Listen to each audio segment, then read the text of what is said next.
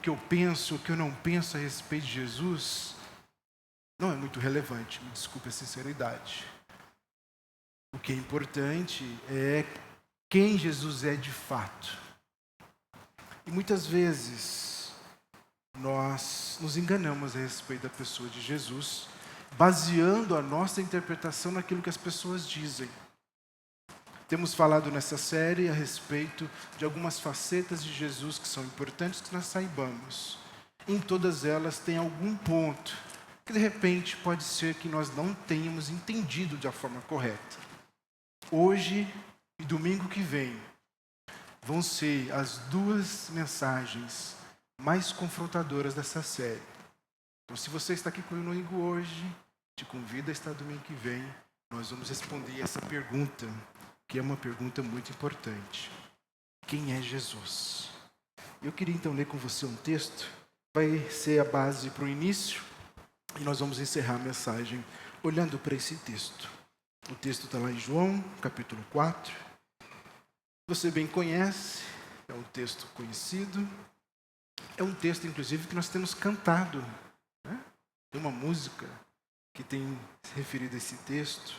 Então, é algo que deve estar bem vívido à sua mente. Eu queria examiná-lo com você essa noite. Diz assim, verso 1. Quando Jesus soube que os fariseus tinham ouvido dizer que ele fazia e batizava mais discípulos que João, se bem que Jesus mesmo não batizava, e sim os seus discípulos, deixou a Judeia, retirando-se outra vez para a Galiléia. E era necessário passar pela região de Samaria. Assim Jesus chegou a uma cidade samaritana, chamada Sicar, perto das terras de Jacó. Perto das terras que Jacó tinha dado a seu filho José. Ali ficava o poço de Jacó. Cansado da viagem, Jesus sentou-se junto ao poço. Era por volta de meio-dia. Nisso veio uma mulher samaritana tirar água. Jesus disse: dê-me um pouco da água. Pois os seus discípulos tinham ido à cidade comprar alimentos. Então a mulher samaritana perguntou a Jesus: como, sendo o Senhor judeu, pede água a mim, que sou samaritana? Ela disse isso porque os judeus não se dão bem, ou não se dão com os samaritanos. Jesus respondeu: se você conhecesse o dom de Deus e quem é que ele está pedindo água para beber, você pediria e ele lhe daria água viva. Ao que a mulher respondeu: o Senhor não tem balde e o poço é fundo. De onde vai conseguir essa água viva? Por acaso o Senhor é maior do que Jacó, nosso pai, que nos deu o poço do qual ele mesmo bebeu, assim como os seus filhos e o seu gado? Jesus respondeu: quem beber desta água voltará a ter sede, mas aquele que beber da água que eu lhe der nunca mais terá sede. Pelo contrário, a água que eu lhe der será nele uma fonte a jorrar para a vida eterna. A mulher disse: Senhor, quero que me dê essa água para que eu não tenha mais sede, nem precise vir aqui buscá-la. Jesus disse: vá, chame o seu marido e volte aqui. Não tenho marido. A mulher respondeu. Então Jesus disse: você tem razão ao dizer que não tem marido, porque já teve 5. E esse que agora você tem não é seu marido. O que você disse é verdade. A mulher então lhe disse: agora eu sei que o Senhor é um profeta. E a primeira leitura vai só até aqui. Olha só. Nós vivemos um tempo em que as pessoas não gostam de ser contrariadas. De repente eu estou falando com você e você é uma dessas pessoas. Eu, inclusive, me incluo em muitas coisas, em muitas partes. Nós estamos vivendo num tempo onde nós não gostamos de ser contrariados. Eu não preciso fazer um exercício muito longe, basta você que é casado olhar o relacionamento com o seu cônjuge. Muitas vezes, o jeito que ele lava a louça te incomoda, o jeito que ele deixa as coisas te incomoda, ou o jeito que ele fala também te incomoda. Às vezes no trabalho, nós temos muita dificuldade. Hoje, nós estamos vivendo um tempo onde os patrões, os chefes, precisam pedir licença para o empregado para dar uma atribuição, para dar uma tarefa. Não é isso? Hoje nós vivemos um tempo muito... Fulano, será que você poderia, por favor, fazer tal coisa? Hoje nós temos... E tem que tomar cuidado, porque dependendo do jeito que o empregador fala... não vou mais trabalhar aqui. Está me humilhando. Vivemos um tempo onde nós não só não gostamos de ser contrariados, nós não gostamos de ser confrontados. Quem gosta do confronto? Nós não gostamos de ser confrontados. Muitas vezes eu tenho uma carreira pequena ainda como pastor, mas tenho visto que é algo bem desafiador quando você tem que confrontar as pessoas. Porque as pessoas, hoje estão num estado emocional ou sentimental muito, muito sensível. Um confronto vira um ataque. E nós temos crescido uma sociedade bem fraca. Bem fraca. Onde nós não conseguimos ouvir direito. Onde nós não conseguimos nos relacionar com pessoas que pensam diferente de nós. E quando, escute-me bem, quando nós não conseguimos ouvir uma palavra de confronto de quem mais nos ama. Nós hoje vivemos um estado muito complicado. Pais precisam também, eu falei dos empregadores, muitos pais hoje precisam pedir perdão para os filhos quando fazem um tipo de correção. Me perdoe porque eu te corrigi. Precisa pedir licença para corrigir os filhos. Tem peso na consciência depois.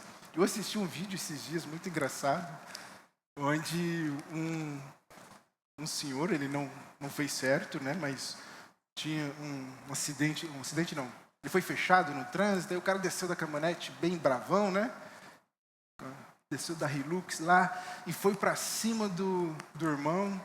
O irmão disse que ele pediu licença para Deus para dar uma correção naquela pessoa. Não sei se você viu esse vídeo. E aí ele entra ali em vias de fato com essa pessoa. Mas nós vivemos um tempo... por que eu falei isso? E ele fala no final, olha só, não me arrependo do que fiz. Ele colocou em perigo a minha casa. O filho dele estava com ele. Muitas vezes, nós negligenciamos o amor em prol de ser mais agradável. Muitas vezes, pais têm sido muito agradáveis aos filhos. Muito agradável aos filhos. E têm amado muito pouco os seus filhos. Muitas vezes, líderes, e é algo que eu falei para os líderes da Betel, muitas vezes nós tentamos ser muito agradáveis aos nossos liderados. E não amamos eles. Não entenda que o confronto é porque a pessoa não gosta de você. Não entenda que o fato da pessoa te estimular a crescer, o fato da pessoa mostrar o seu erro e te confrontar, seja isso inimigo do seu crescimento. E é o contrário. Se a pessoa anda com você, se o seu cônjuge anda com você, se o seu pastor anda com você, se o seu líder anda com você, se o seu pai anda com você, e ele não te corrige, Hebreus nos diz que aquele que não é corrigido não é filho de Deus, ou não é amado por Deus. E podemos entender que se nós não estamos corrigindo os nossos filhos, se nós não estamos cooperando para aqueles que Deus colocou debaixo do nosso pastoreio, do nosso cuidado, significa que nós não estamos amando os nossos filhos ou tratamos como bastardos. Há uma crise de identidade. Há uma crise de identidade tão grande que os pais, eles desejam ser amados pelos filhos. Eles desejam ser elogiados pelos filhos. Líderes que desejam ser elogiados pelos seus liderados. Olha como o meu líder é bonzinho. Olha como o meu líder cuida de mim. Olha como o meu líder...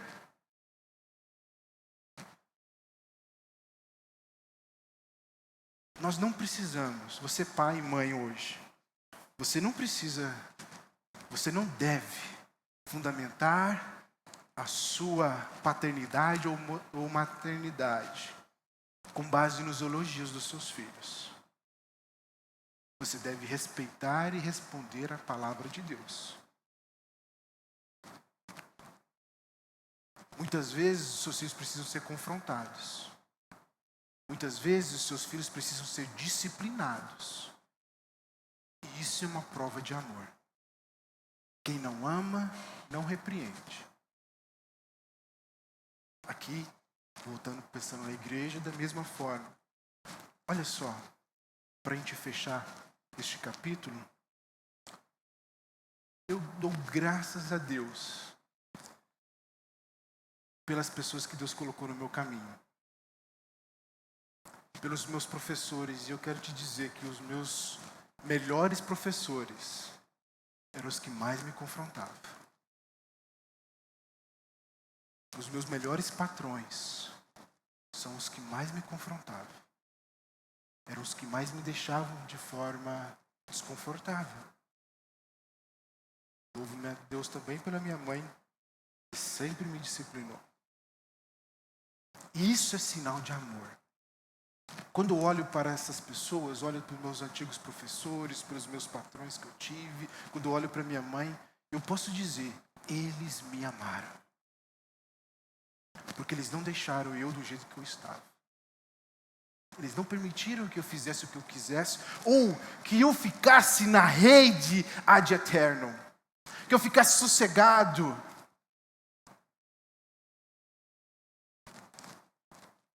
Há uma visão a respeito de Jesus. Eu sei, olha só. Os extremos são terríveis. Os extremos são terríveis.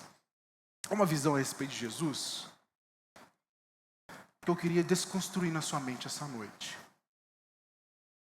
Você geralmente me ouve falar que a nossa ideia de Deus precisa estar mais voltada à paternidade.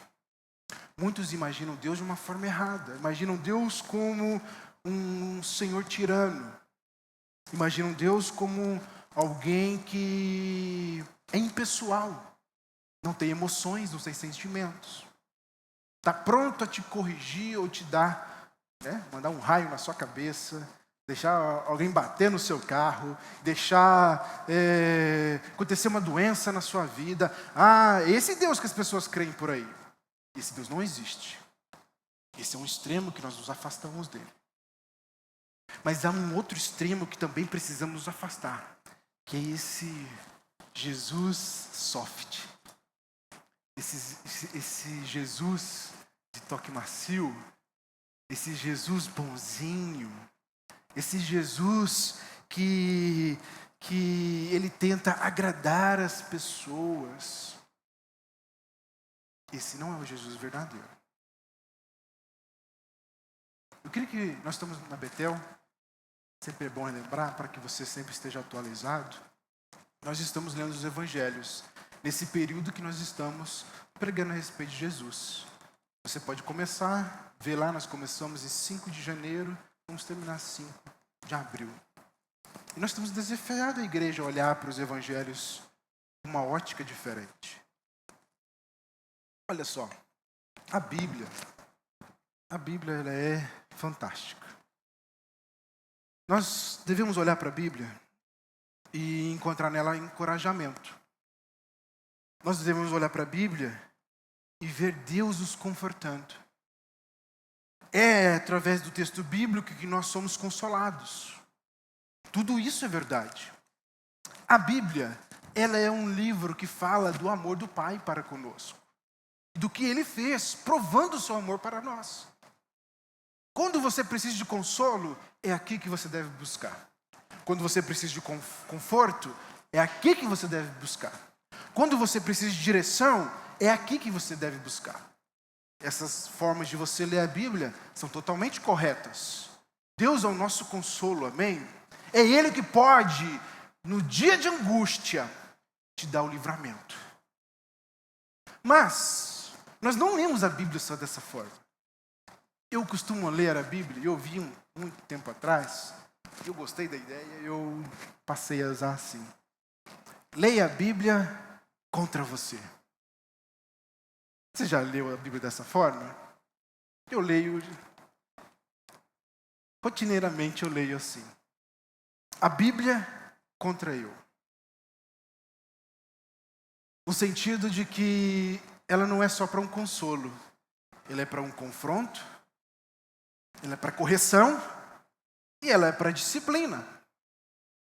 Precisamos olhar para a Bíblia e enxergar, e nós temos feito isso na semana de oração. Olhar para o texto bíblico, um dos exercícios que a gente faz na semana de oração, essa oração da Létio Divina. O que esse texto diz que eu preciso me arrepender? É uma forma de você olhar para a Bíblia, olhar ela como se fosse uma arma contra você. Também é uma forma correta de ler a Bíblia. Jesus nunca foi agradável. Eu queria, não vou te pedir desculpa por isso, de destruir o seu sonho, a imagem que você tem de Jesus. Mas Jesus não foi uma pessoa que tentava agradar a plateia. Jesus não foi uma pessoa que tentava aglomerar multidões, satisfazer a multidão, satisfazer os desejos e principalmente satisfazer as expectativas. Você estava no domingo passado, você me ouviu falar sobre Jesus como um rei. Quando nós olhamos para esse texto aqui, o texto da mulher samaritana, o texto é muito bonito. Mas algumas coisas não podem se passar desapercebidas quando nós lemos esse texto. Há um primeiro passo, e olhe-me bem. O primeiro passo é, Jesus vai até a mulher samaritana. Amém? Isso é uma prova de amor extraordinária, porque é sempre Ele que dá o primeiro passo. Se você olha para João 6, e nós vamos usar João 6 na mensagem de hoje, Jesus sempre dá o primeiro passo. Ele diz assim, aqueles que o Pai me der, esses não vão se perder. Aleluia. Ele que deu o primeiro passo. Se você está dentro desse auditório essa noite, uma coisa você não pode deixar de dizer: Deus me ama. Porque se você está aqui essa noite, é porque Ele deu o primeiro passo. Você não dá o primeiro passo. Nós achamos que damos o primeiro passo, mas a nossa natureza é muito caída para enxergarmos Deus. Nós precisamos que Ele venha até nós, no nosso poço, aonde nós estamos buscando a satisfação, aonde nós encontramos frustração, porque nada neste mundo vai te satisfazer se não te frustrar. Escute-me bem, nada nesse mundo vai te satisfazer se não te frustrar. Pode ser no começo uma boa experiência, pode ser no começo uma boa ideia, mas o final disso nós sabemos. O único que pode nos dar satisfação é Jesus. E essa mulher, ela foi profundamente amada por Jesus. Ele foi até ela, assim como Ele foi até você. Não sei em qual poço Ele te encontrou, mas Ele te encontrou num poço. Muitas vezes nós encontramos Jesus quando nós temos uma necessidade. Muitas vezes nós encontramos Jesus quando nós estamos frustrados, decepcionados, quebrados. Ela estava quebrada. Só que aquele tipo de quebrado que não se deu conta ainda. Jesus começa o diálogo com ela. E Ele começa o confronto com ela também.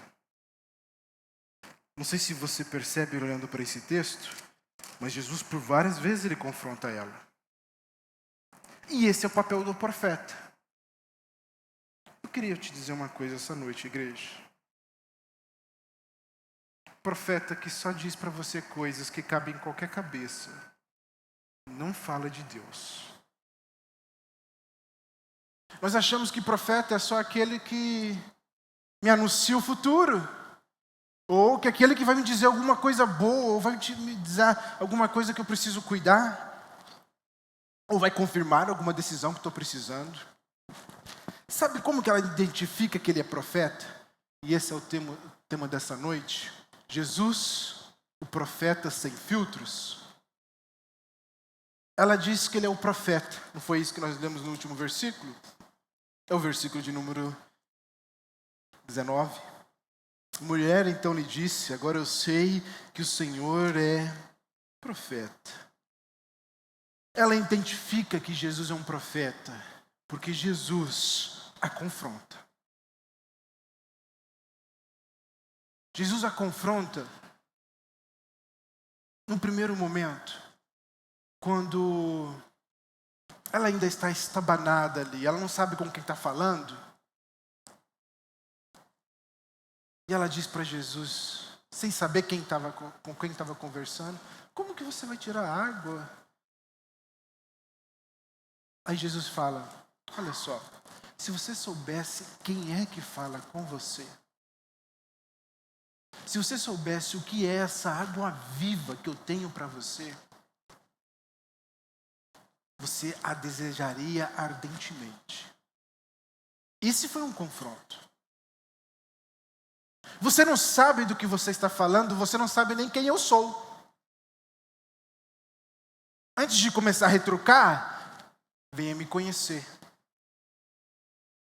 Ele confronta o pecado dela também. Porque quando ele diz, vai e traga o seu marido, ele está fazendo ela enxergar o seu pecado. Naquela história de Jacó, quando ele tem a sua coxa tocada por Deus, a pergunta que o anjo faz é essa pergunta: qual é o teu nome? É o confronto. Porque quando Jacó tem que dizer, o meu nome é enganador, porque esse é o significado de Jacó, ele se encontra com o seu pecado. E esse é o papel do profeta. O profeta olha para nós e ele não vem dizer alguma coisa para afagar os meus sentimentos, as minhas emoções. Ele vem para me confrontar. Porque olha só, se não tiver o confronto, não vai haver mudança. E você vai continuar puxando água de um poço, uma cisterna rota, como diz Jeremias. Uma cisterna que não pode te dar satisfação. E o que Deus fala para o profeta: a minha angústia é que o meu povo busca satisfação naquilo que não pode satisfazer. Se não tem o confronto do pecado, continuamos na mesma vida errada. Precisamos que os irmãos nos ajudem nos confrontando, amém, igreja? Nós amamos os nossos irmãos, não amamos? Vamos ajudá-los. Vamos permitir que eles nos ajudem. Vamos permitir, porque esse é o ofício de Jesus. Ninguém chegava perto de Jesus e era simplesmente agradado por ele. Ela é confrontada no pecado dela. Ela é confrontada depois, porque o diálogo continua, e ela começa, quando ela é confrontada, ela fala: eu vejo que tu és profeta. E ela muda de assunto. Ela não quer falar mais dos maridos dela. Ela quer falar: olha só, será que nós temos que adorar naquele monte? Porque nós aqui, nós estamos... Porque os samaritanos, eles eram excluídos dos judeus. Então eles precisavam de um novo sistema de religião, o que afastou ainda mais eles dos judeus. E aí ela fica tergiversando, fica usando outros assuntos, falando: será que é esse monte ou será que é esse monte? Jesus diz: você não sabe o que adora. E ele diz uma frase ainda mais forte. Olha só. A salvação vem dos judeus. Isso foi uma palavra de confronto para ela. Nós temos uma outra palavra de confronto. Quando a mulher sirofenícia vem pedir pela sua filha terrivelmente demoniada. Jesus, ele alisa para ela. Não. Ele fala, primeiro os filhos comem. Não é certo dar o pão da mesa, que é dos filhos, aos cachorrinhos. Você já ouviu muitas vezes palavras sobre isso, né? Jesus está chamando ela de uma cachorrinha, ou de alguém inferior. E o que ela diz? Ela se humilha. Ela se humilha. Quando Jesus fala para a mulher samaritana que eles não sabem o que adoram, que a salvação vem dos judeus, ela está mostrando para ela que algumas coisas na vida dela precisavam ser mudadas. Jesus sempre foi confrontador. Nossa mensagem hoje, eu ia baseá-la em Mateus 5, 6 e 7. Mas ela ficou tão grande, que eu vou usar um verso apenas para pensar. Eu vi aqui que na oração a Elisandra falou do Sermão do Monte, Aziz falou do Sermão do Monte. Olha, quando nós olhamos para Mateus 5, 6 e 7, eu acho que a gente de repente não olha para esse sermão da forma devida. O Sermão do Monte é uma pedrada. O Sermão do Monte é uma pedrada. Eu queria ler um verso com você. Põe para mim, Mateus 5, 20. Eu vou abrir aqui na minha.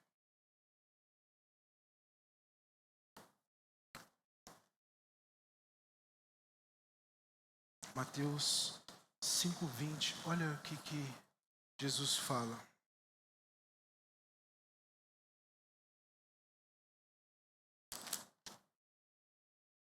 Porque eu afirmo que, se a justiça de vocês não excederem muito a dos escribas e fariseus, jamais entrarão no reino dos céus. Esse verso, ele resume o que é o Sermão do Monte. Porque o Sermão do Monte, ele está a todo tempo, Jesus confrontando os religiosos da época. Hoje, Hoje tem pessoas que falam assim, não pode ficar falando mal da igreja do Senhor, não pode ficar criticando os irmãozinhos lá, deixa eles adorar a Deus daquele jeito deles. Jesus nunca teria uma postura tão conciliatória dessa forma. E vou te repetir, Jesus nunca teria uma postura tão ecumênica dessa forma. Ele era um profeta que dizia a verdade. Ele era um profeta que zelava pela verdade. O confronto com os fariseus durou toda a vida pública de Jesus. Se você bem se lembra, João 2, ao relato, onde Jesus entra no templo, ele derruba todas as mesas dos cambistas, ele com um chicote começa a espantar o povo. Ele diz uma palavra para os sacerdotes da época, para os pastores da época, para os padres da época. Ele diz bem assim, covil de ladrões. Você tem ideia do que é Jesus no meio de um povo que é religioso na fachada? E Jesus mesmo diz isso, olha só. Outra declaração muito forte de Jesus. Ele olha para os fariseus e fala, sepulcros caiados. É bonito por fora, podre por dentro. Os fariseus não ouviam esse discurso e ficavam do mesmo jeito. Na verdade, Ninguém ouvia o sermão de Jesus e continuava do mesmo jeito. Ou você amava Jesus, ou você odiava e começava a perseguir Jesus. Por quantas vezes Jesus diz na Bíblia, o mundo me odeia? Por quantas vezes Jesus diz, porque me odeiam, vão odiar vocês também? É esse o discurso de Jesus. Jesus não ficava tentando, vamos fazer tal coisa, vamos trazer a galera, vamos ser agradável à galera, vamos dar um sermão que seja chamativo, vamos dizer bênçãos para as pessoas.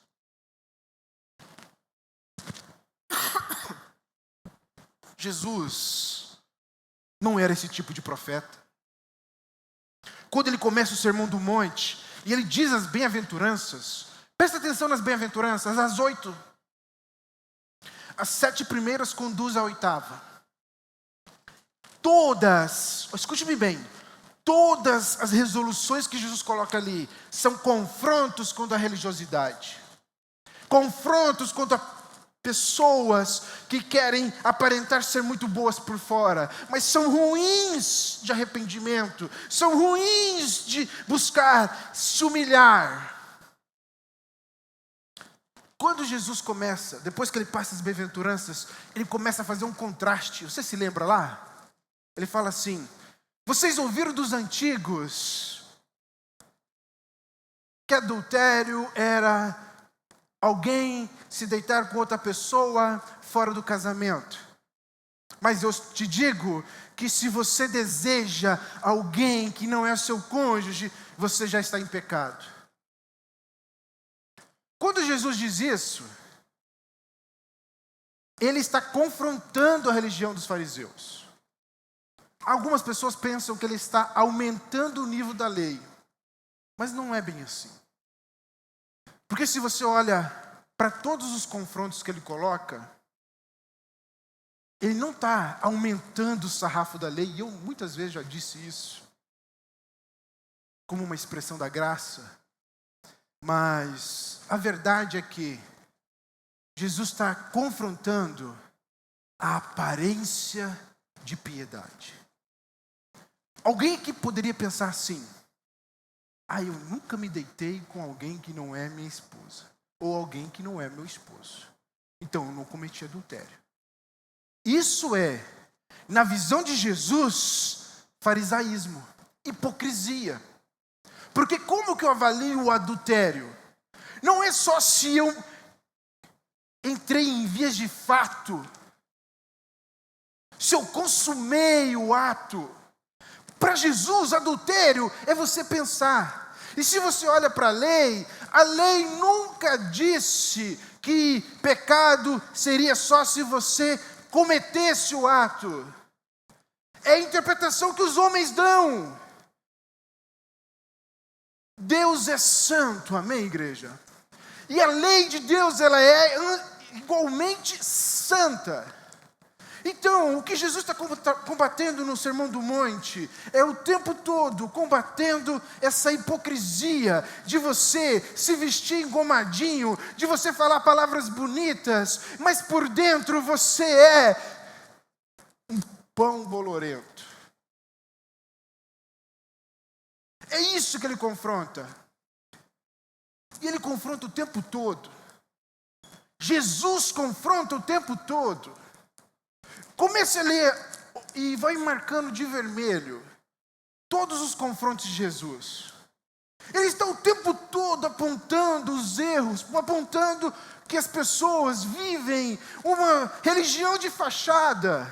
E eu acredito que se Jesus, pregando hoje, ele pregaria da mesma forma, olhando para nós e falando, você está vivendo de fachada ou você realmente entendeu e entregou a sua vida a mim e se humilhou? Porque essa é a chave. Os religiosos não se humilhavam diante do confronto. O que o orgulhoso faz? O que o orgulhoso faz? quando ele é confrontado, ele tem uma justificativa. Ele tem uma desculpa. Josué Gonçalves fala: quem é bom de desculpa é ruim de arrependimento. Eles sempre tinham uma desculpa. Eles nunca se dobravam. E Jesus só endurecia. Jesus só endurecia. Eu tinha listado, só para a gente trabalhar um pouquinho aqui, 5 declarações duras de Jesus. Mas eu vou deixar para você olhar. Eu queria que você olhasse comigo esse verso de número 20. Se a justiça de vocês não excederem muito a dos fariseus, escribas e fariseus, jamais entrarão no reino de Deus. A mensagem de Deus sempre foi a mensagem da graça. A mensagem de Deus, olha só, o Novo Testamento não inaugura a graça. Eu vou repetir para você. O Novo Testamento não inaugurou a época da graça. Deus sempre foi gracioso. Na verdade, a palavra diz que antes da fundação do mundo já houve graça em Deus. Porque antes da fundação do mundo, Ele já destinou Jesus para morrer em nosso favor. Então não somos nós os privilegiados. Eles também estavam na época da graça. Só que Jesus não tinha vindo ainda. Então eles olhavam para a promessa na Bíblia. Olha só, eles olhavam para a promessa na Bíblia e tinham que crer que Deus os salvaria. E todos os tipos que Deus permitiu, e todos os exemplos que Deus permitiu, era apontando para eles que Jesus viria para os salvar. Deus enviaria, não era essa a mensagem do profeta João Batista? Deus enviaria um cordeiro. Eles sabiam o que esperavam, um cordeiro perfeito, o cordeiro de Deus. Nós hoje olhamos para trás, eles antes olhavam para frente. Sempre houve a mensagem da graça. Quando tem os 10 mandamentos, o que é que Deus esperava? Quando você lê os 10 mandamentos hoje, o que é que Deus espera? Você olha para os 10 mandamentos e fala: eu não consigo, eu não dou conta, eu preciso que o Senhor me ajude, eu preciso que o Senhor me salve. Quando olhamos para os 10 mandamentos, nós precisamos entender isso. O padrão de Deus é elevadíssimo, Ele é santo, santo, santo. Perfeito é o nosso Deus. E Ele não admite pecado. Então quando eu olho para mim, eu só enxergo pecado. E o que eu preciso? Eu preciso que Ele me salva, porque eu sozinho não consigo me salvar. A mensagem sempre foi essa. E o que Jesus está falando aqui para eles? Se a sua justiça não exceder a dos fariseus, quer dizer então que os fariseus, e você sabe, você bem se lembra, eles davam dízimo de qualquer coisa. Ontem nós conversávamos e há um texto que diz que os fariseus até do hortelã do cominho dava dízimo. Quero só fazer uma pergunta aqui. Quantos plantam alguma hortinha em casa? Vocês estão entregando dízimo? Então, se você tirou lá 10 salsinhas, uma você tem que apresentar para Deus. É isso que estão falando. Eles eram extremamente religiosos. Só que seguiam regras objetivas, meu irmão, não vão te salvar essa noite. Não vão te salvar no dia do juízo. Eles achavam que exteriormente, tendo tudo bem, era suficiente. Olha só, e não era só isso. Os fariseus tinham um problema. Eles queriam ganhar louros por causa do seu bom comportamento. Então eles oravam nas praças, para as pessoas olharem e falavam: nossa, aquele ali é de Deus. Olha como ele ora, olha como o coração dele é bonito. Ele deve ser mais perto de Deus do que qualquer outro. Os fariseus, eles não se contentavam em aparentar, eles queriam que as pessoas elogiassem isso. E Jesus sempre repreendeu. Sempre repreendeu. Jesus repreende o falso moralismo. a falsidade. O Sermão do Monte é todo um combate às pessoas que são bonitas por fora, mas são podres por dentro. Ela não pode não matar ninguém, mas o seu pensamento é... Vou usar o termo bíblico que ele fala, raca. O que quero te dizer essa noite? Ele confronta. Jesus, ele é o profeta que é sem filtros. Um profeta de uma mensagem que as pessoas não suportavam. Nós não fazemos ideia disso. Nós lemos a Bíblia e nós temos não conseguimos enxergar o texto, temos uma lente que não nos permite enxergar isso. E eu queria usar um outro texto com você essa noite. Porque não era só os fariseus que Jesus combatia. Não eram só os religiosos que Jesus combatia. E é um texto tão bonito quanto João 4, é João 6. João 6. Se você começou a ler os evangelhos por João, eu sei que algumas pessoas começaram, não por Mateus, mas por João.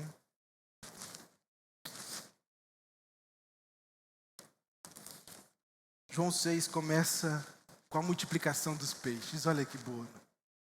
Olha que bonito. Jesus sacia a fome de 5.000 pessoas, 5.000 homens, fora mulheres e crianças. Jesus sempre fez muitos milagres. Jesus sempre mostrou o seu poder. Jesus sempre foi gracioso. Ninguém chegava perto de Jesus com um problema e não tinha uma solução. Jesus sempre abençoou os necessitados. Mas esse texto aqui mostra que a bondade de Deus, ela não é uma bondade fraca.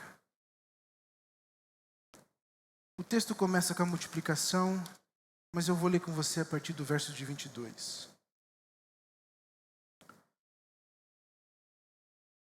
Não vou ler não, que vai ocupar meu tempo.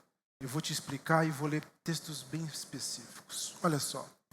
Jesus multiplica os pães, Jesus está cansado e ele vai para uma outra margem do mar. A população, imagina você, olha só. Imagina você.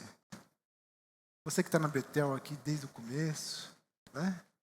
Imagina, 5.000 membros. A gente quer as pessoas. A gente não quer do jeito errado, a gente quer do jeito certo. Mas a gente quer as pessoas. Jesus tinha toda aquela galera, aquela multidão. Todas com cartazes dizendo, Jesus, Jesus. Todas eufóricas. Falando a respeito de Jesus. Falando dos feitos de Jesus. Imagina. Se Jesus quisesse usar as emoções, aqueles 5.000 viraria 15.000 assim. Estava correndo boca a boca. Porque quem recebia o milagre de Jesus, ele ficava quieto. A própria mulher samaritana não ficou quieta, a gente vai ver o final. As pessoas tinham contato com Jesus, elas saíam falando para todo mundo.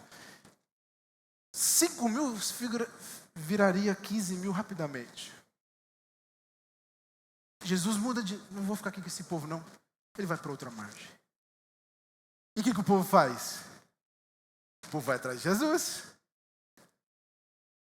Vai atrás de Jesus porque Jesus é Deus. Vai atrás de Jesus porque Jesus é rei. Vai atrás de Jesus porque quer consertar a sua vida. Eu preciso ir atrás de Jesus.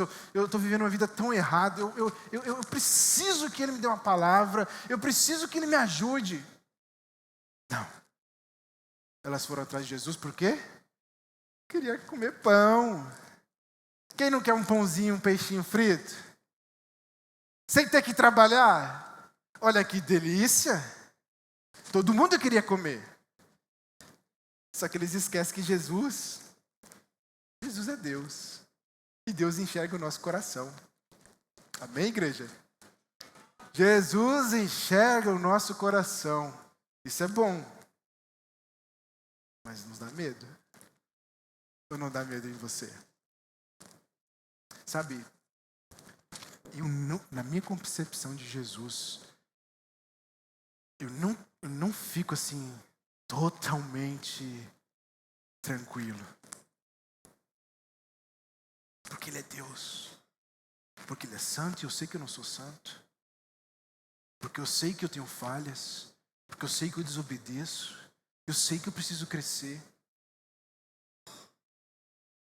Esse povo, e Jesus mesmo diz, olha aqui o verso de número 25. E tendo encontrado Jesus no outro lado do mar, lhe perguntaram: Mestre, quando o Senhor chegou aqui?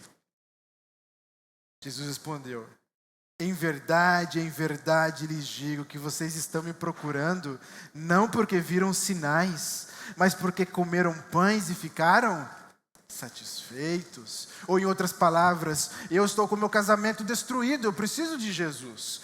Eu estou desempregado, eu preciso de Jesus. Olha só, nós entendemos que Deus pode. Se você está com o seu casamento destruído, é Jesus que pode consertá-lo. Se você está endividado, se você está desempregado, se você está só, é Jesus que pode. Às vezes você tem que dizer o óbvio, né?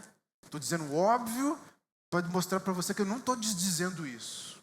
Mas a irritação de Jesus aqui é porque eles buscavam em Jesus apenas para essa vida. Essa é a melhor aplicação aqui. É quando nós procuramos Jesus, eu quero que Jesus dê um jeito na minha vida, mas não é para mim viver com Jesus, é para mim continuar vivendo a minha vida do jeito que eu quero. Eu só quero que Jesus faça um milagre, para eu continuar do jeito que eu quero, porque eu estou controlando, estou cuidando muito bem da minha vida. Eu não preciso de Jesus controlando a minha vida, eu preciso deste milagre específico. Muitos de nós fazemos isso com Jesus. É isso que Jesus está falando. Vocês não vieram porque vocês viram sinais. E João está falando aqui, olha só. Sinais. João fala dos milagres de Jesus, e ele não cita todos, ele cita alguns, que ele pensou de forma muito bem estudada, porque o intuito de João era mostrar: Jesus é Deus. Então quando João coloca desse jeito aqui, ele está dizendo: olha só, vocês não estão vindo a mim porque eu sou Deus, porque eu sou o Messias, o Cordeiro de Deus que tira o pecado do mundo. Vocês estão vindo aqui porque vocês querem satisfazer o estômago, a barriga de vocês. E muitas vezes nós anunciamos assim Jesus. Muitas vezes a pregação no púlpito é simplesmente: venham que Ele vai satisfazer o seu estômago. Mas antes de satisfazer o seu estômago, Ele quer dar um jeito no seu coração. Essa mensagem precisa ser pregada de forma correta. Ele quer sim que você esteja satisfeito, mas Ele quer sim que você mude de vida. Ele quer sim que você, diante do seu pecado, quando Ele te fala: traz o seu marido, traz aqui a pessoa com quem você está em pecado, você se enxergue, você mude de vida. A mensagem é completa. E por que Jesus, Ele não simplesmente alisa, Ele simplesmente alivia? Por que Ele não é popular? Por que a pregação de Jesus não é popular? Porque Ele sabe que isso não é suficiente. Porque Ele sabe que isso não vai te satisfazer.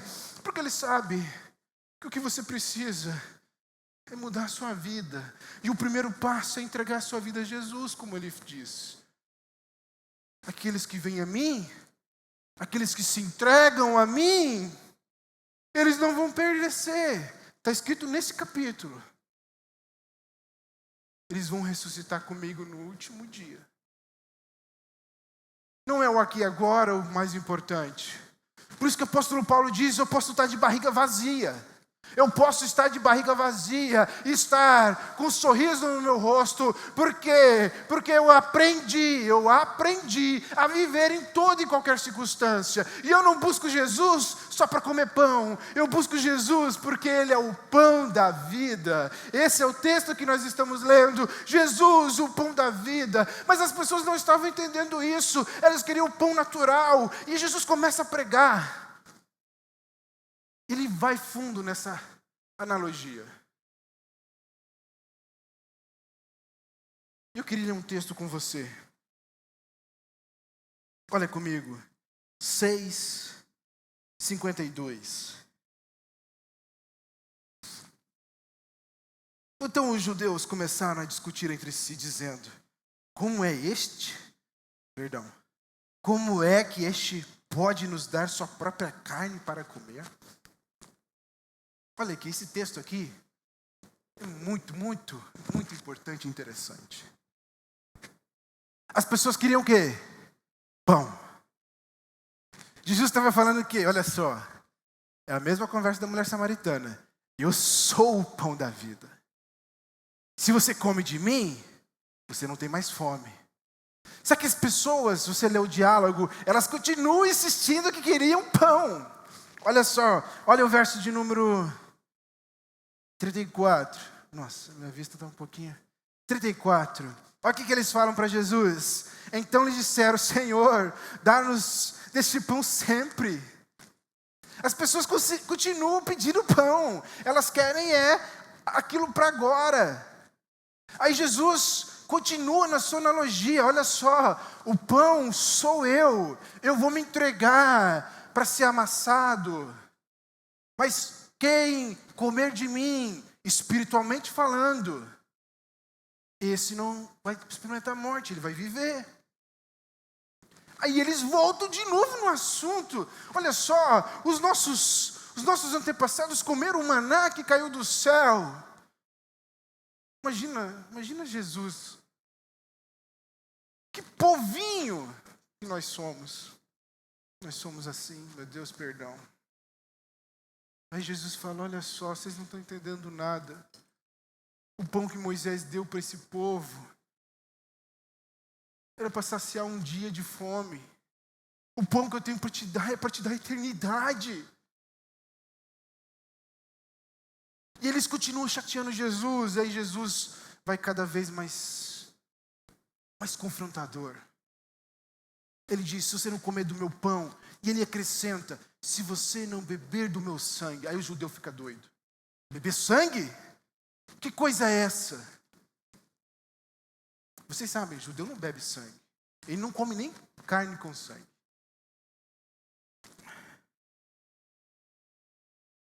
Aí Jesus insiste ainda mais. Os próprios discípulos dele dão uma declaração. Eu queria que você lesse comigo no verso 60. Muitos dos seus discípulos, quando você pensa em discípulos, não pensa só nos 12 não, tá? Jesus tinha muitos discípulos já nessa época. Muitos dos seus discípulos, tendo ouvido tais palavras, disseram: duro é este discurso. Duro é o discurso de Jesus. Quem pode suportá-lo? Eu queria te dizer essa noite, o discurso de Jesus, ele é duro. E ele é duro não só com os hipócritas fariseus, os religiosos, né? Esse dia eu estava com a minha filha em casa, e a gente tinha ouvido uma notícia de um pastor não muito boa. Aí a minha filha mais velha, Ana Lara, falou: mas pastor faz isso? Eu falei: sim, faz, infelizmente. Infelizmente tem uns que não conheceram Jesus ainda. Mas Jesus não confronta só os fariseus. Jesus confronta também os discípulos. E muitas vezes o discurso para Jesus, para nós, é duro. Eu não sei qual é o discurso que Jesus tem ministrado ao seu coração nesses dias, neste tempo. Nós estamos no ano novo.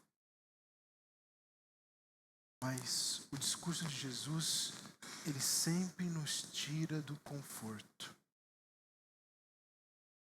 Parece contraditório com o que é pregado lá fora. Porque as pessoas vêm para a igreja esperando o conforto. Conforto de uma casa na praia, conforto de uma casa duplex na cidade, de um carro importado, muito dinheiro na conta, bom casamento. E Jesus sempre nos tira do lugar de conforto. Não é igreja. Nunca vai ser confortável seguir a Jesus. Eu não sei por que estão mudando o evangelho, como diz o apóstolo Paulo, dizendo a Timóteo, mudariam o evangelho, as pessoas teriam comichões nos ouvidos. O convite de Jesus é muito claro: se odeiam a mim, vão odiar vocês também.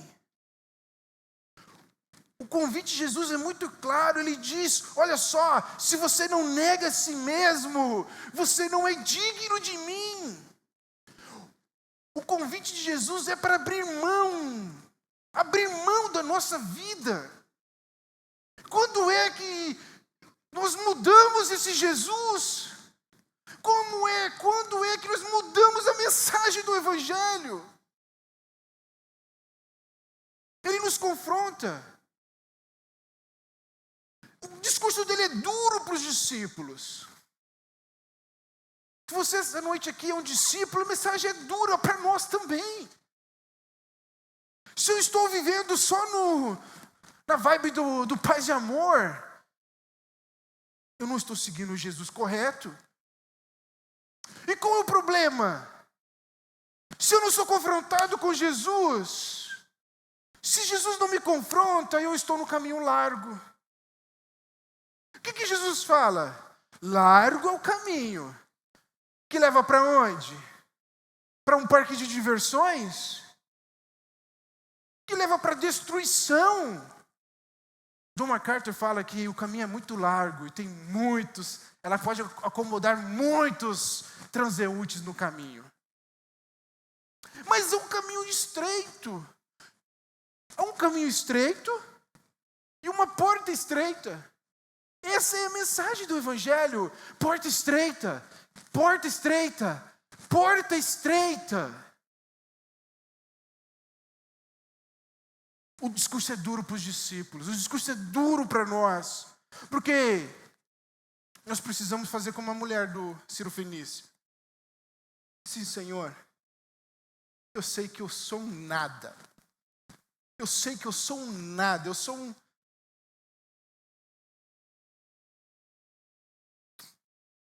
Mas, por favor, me salva. Por favor, não deixe eu viver no meu jeito. Não deixa eu fazer o que eu quero. Não deixa eu me enganar no caminho largo. Se eu não sou confrontado, eu continuo no caminho largo. Então o confronto de Jesus, Jesus sem filtro, essa mensagem dura, é para o nosso bem. Então você pai, você empregador, você líder, você que tem algum cargo, ame as pessoas que estão com você, porque Jesus te ama. E se você, olha só, se você não é confrontado por Jesus, corre para os seus pés. Alguma coisa está errada. Alguma coisa está errada se o Pai, se Jesus não te confronta com os seus discursos. Se a Bíblia é só uma caixinha de promessas, corre para Jesus hoje. Para não correr o risco de ser um bastardo. Eu não disse do Sermão do Monte, né? Acabei pulando porque fica muito longo. Mas Jesus termina o sermão, ele diz assim: por que me falam Senhor, Senhor, e não fazem o que eu faço?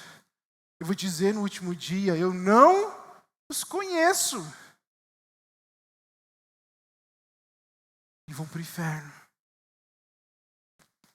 Você acha que o verso 60 é difícil? Olha a tragédia do verso 66. Acho que eu estou olhando muito para a luz e quando olho para a Bíblia, olha o 66. Diante disso, o discurso era duro. Diante disso, muitos dos seus discípulos o abandonaram e já não andavam com ele. Sabe, esse verbo aqui, andavam, é definitivo. Nunca mais andaram com Jesus. Olha o pastor Jesus. Ele tem um rebanho de 5.000. Aí ele dá uma pregação dura e o rebanho cai para 12. Será que é condizente com a pregação que nós ouvimos hoje? Não, vamos fazer tal coisa, vamos fazer tal coisa. Aí Jesus fica, poxa vida, acho que eu peguei pesado demais, né? Poxa vida, todo mundo embora, olha só. Até fulano que estava me seguindo. Eu vou cuidar aqui para esses 12 não ir também. Né? Ficar sem ninguém. O que Jesus faz com os 12? Vocês não querem ir também? Jesus não está à mínima. Deixa eu corrigir para você. Jesus sempre tem uma mensagem dura. Por quê? Porque o confronto nos leva a uma decisão. Não é que Jesus não estava à mínima com os 12. É que ele queria ouvir da boca deles uma confissão verdadeira. Um discurso bonito, pão e peixe, todos querem segui-lo. Um discurso confrontador provoca que nós declaremos como os discípulos. Olha o que ele diz. Sempre ele, né? Pedro, verso 68. Não, eu vou ler o 67 porque ele é muito... Então Jesus perguntou aos 12. Será que vocês também não querem se retirar? Então Simão Pedro respondeu. Senhor, para quem iremos? Para onde nós iremos? Eu conheci o seu amor. O Senhor tem palavras de vida eterna. Um confronto nos leva a uma posição, a uma decisão. É isso que Ele quer ouvir de nós hoje. A mensagem de Jesus não era uma mensagem agradável, mas ela mudou vidas. Ela muda a nossa vida. Olha para a sua vida, você que já caminha no Evangelho. O Aziz falou aqui dos períodos difíceis da nossa vida. É ali onde nós vemos Deus agindo. É quando Jesus nos confronta que nós percebemos, Ele me ama. A modernidade hoje está fazendo as pessoas acharem que amor é não confrontar. Não, tudo bem, eu te aceito, vamos lá, vamos caminhar junto. Pode ser do jeito que você é, eu não me importo, eu te amo, eu estou junto. Isso não é amor. Isso não é amor. Jesus ama tanto que Ele diz, eu entrego minha vida por você. Eu te aceito do jeito que você está. Mas, por eu te amar tanto, você não pode continuar desse jeito. Se coloque em pé, fazendo um favor. Ele te ama. E a prova que Ele te ama, que o amor dele não é um amor falso. Ele te confronta. Eu queria que você entendesse isso, meu irmão, minha irmã. O confronto é uma bênção. Com os nossos filhos, olha bem, pai e mãe. Se você ama o seu filho, confronte-o.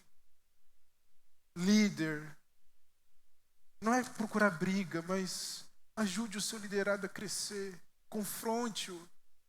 Não deixe ele caminhar do jeito que ele quer. Abra a Bíblia. E a nossa relação com Jesus tem que ser: Senhor, pode dizer o que há de errado em mim. Confronta-me. Mas uma coisa eu te peço. Me ajude. Porque nós não conseguimos. E o que Jesus queria ouvir dos fariseus? O que Jesus queria ouvir dos fariseus? O que Jesus queria ouvir dos discípulos? É essa firme declaração de fé. Eu me arrependo dos meus pecados.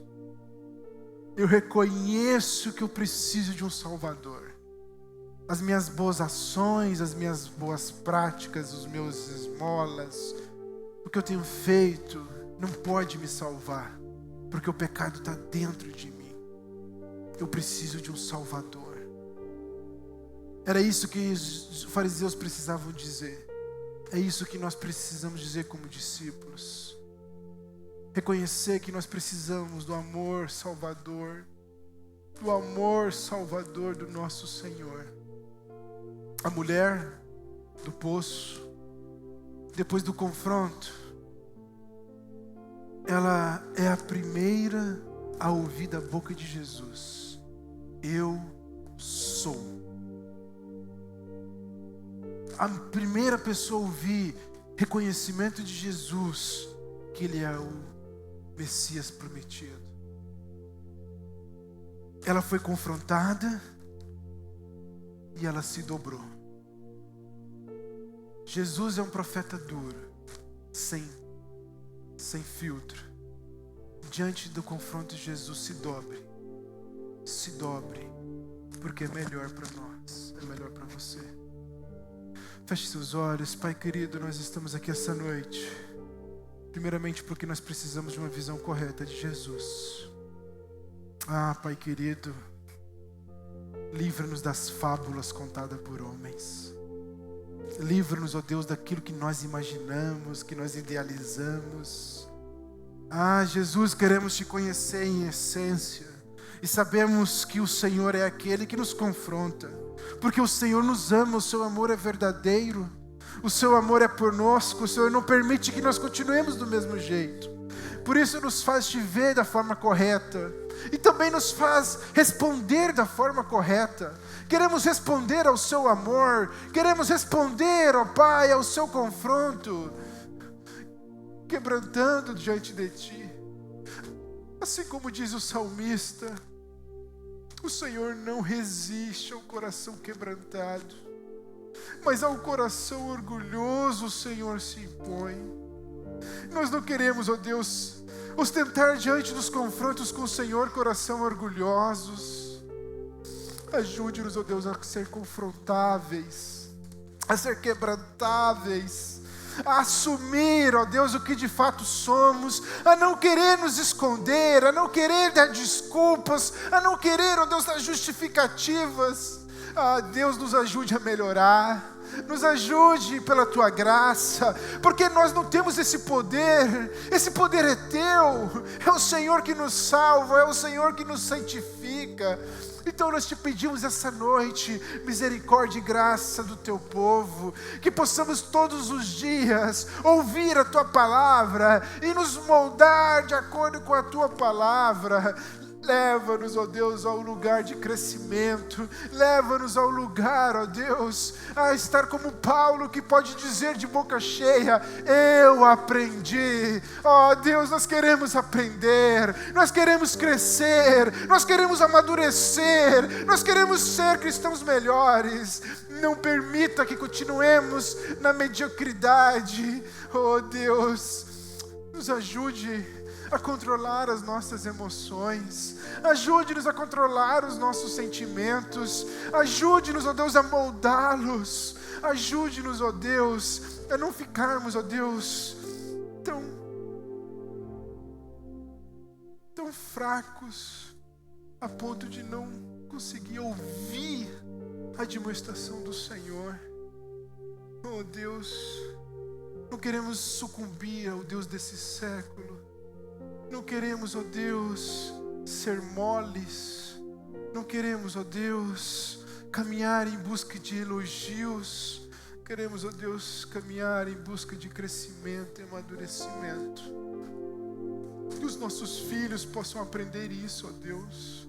Ó Deus, vivemos num lugar, num tempo, onde temos visto os nossos jovens tão fracos.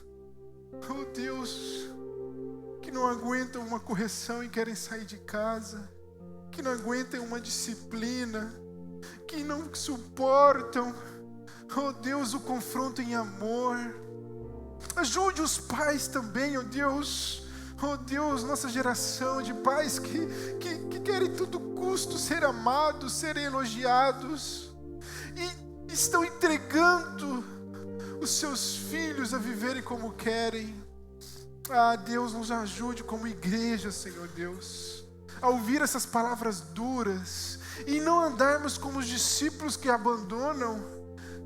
Oh Deus, queremos, ó Pai, oh Deus, ouvir a Tua palavra e permanecer, ó Deus, sabendo que só o Senhor tem palavras de vida eterna. Pai, é a oração que fazemos essa noite. Te pedimos, ó Deus, ajude-nos a ser confrontados, a crescer e amadurecer por obra do Teu nome, do Teu amor. Pai querido, nós clamamos por essa semana, clamamos pela vida de cada um aqui presente, por aquele que nos assiste em sua casa, que a Tua graça, o Teu favor esteja sobre nós, que possamos experimentar o Senhor nos nossos devocionais, que possamos experimentar intimidade contigo, que possamos ouvir a Tua voz. Fala com o Teu povo, fala com a Tua igreja, Senhor Deus.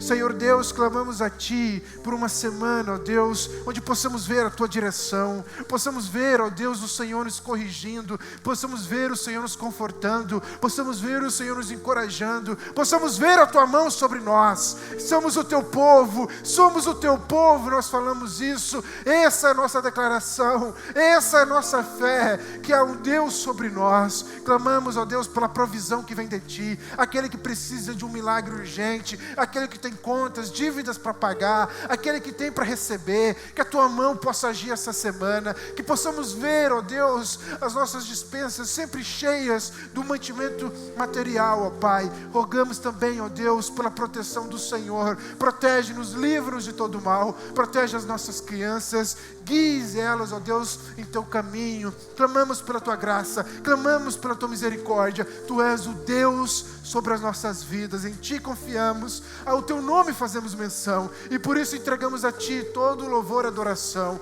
Todo este culto é para o Senhor, todas as nossas vidas são para o Senhor. Tu és o nosso Deus, Tu és o poderoso, a Ti a honra, a Ti a glória, a Ti todo o louvor. Exaltamos o Teu nome hoje e todos os dias, até o dia que nos encontrarmos. Desejamos por isso, Senhor Deus, o dia em que nós, se experimentarmos a morte, ressuscitaremos. Se não experimentarmos, ouviremos nos ares. Oh Deus, que essa seja sempre a nossa imagem, o Senhor que vem nos buscar. Louvamos o Teu nome, exaltamos a Ti, em nome de Jesus. Amém. Amém, igreja. Que o amor do Pai, a graça do Filho, a consolação do Espírito Santo esteja sobre a sua vida. Vá viver a melhor semana da tua vida até aqui, em nome de Jesus, amém? Cumprimente seu irmão com a graça e a paz do Senhor. Dê abraço apertado nele, uns 10 pelo menos. Pague um cachorro quente ali. Não vá embora tão cedo, fique com a gente. Que Deus te abençoe.